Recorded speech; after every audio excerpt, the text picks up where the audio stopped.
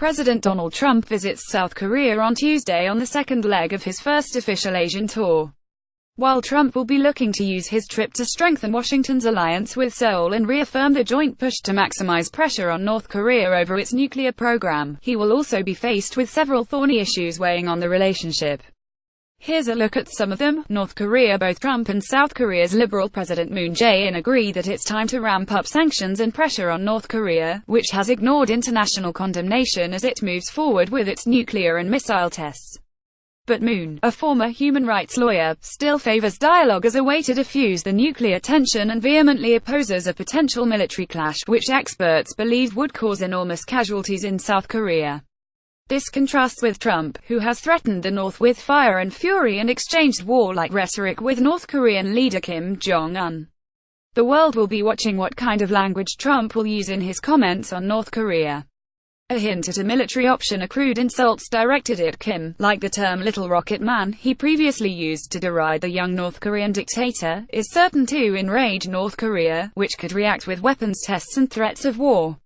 Increasing animosity would be a burden for Moon. Trade. Renegotiating South Korea's bilateral free trade agreement with the U.S., dubbed KOIUS, is likely be high on the agenda during the Trump-Moon summit. Trump has criticized the deal as a source of the U.S. trade deficit with South Korea, an argument officials there dismiss. Before Trump's presidency, many in South Korea and the United States regarded the deal as a key pillar of their alliance. But Trump has made scrapping trade deals a hallmark of his presidency. Earlier this year, reports that Trump was considering triggering a withdrawal from the deal caused uproar not just in South Korea but also in the United States. The two countries eventually started talks this summer on renegotiating the deal, which went into effect 5 years ago. Many South Koreans are watching if Trump will make off-the-cuff remarks on the trade deal during news conferences or on Twitter. U.S. troops. Trump wants South Korea to pay more for the U.S. military presence on its soil, which is chiefly aimed at deterring potential aggression from North Korea.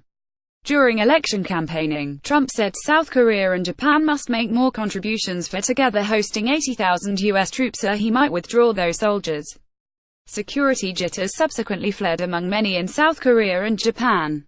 Since taking office in January, Trump hasn't publicly threatened to pull out the troops, but he harkened back to an election campaign request for greater burden sharing with South Korea during his first summit talks with Moon in late June.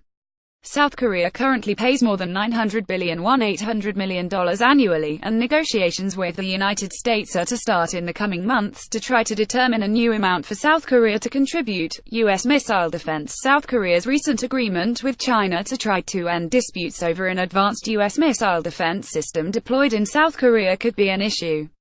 While announcing the deal last week, Beijing, which views the Terminal High-Altitude Area Defense System as a security threat, said it noted that Seoul stated it won't do several things, deploying an additional THAAD battery, helping develop security cooperation with Japan and the U.S. into a trilateral military alliance and joining a global U.S. missile defense network. South Korea's foreign minister made similar remarks during a parliament committee meeting earlier last week. Critics say the South Korean moves, dubbed by local media as its 3-No policies, could undermine the operational capability of the allied South Korea's forces and Trump's push to bolster three-way cooperation with Seoul and Tokyo to put more pressure on Pyongyang.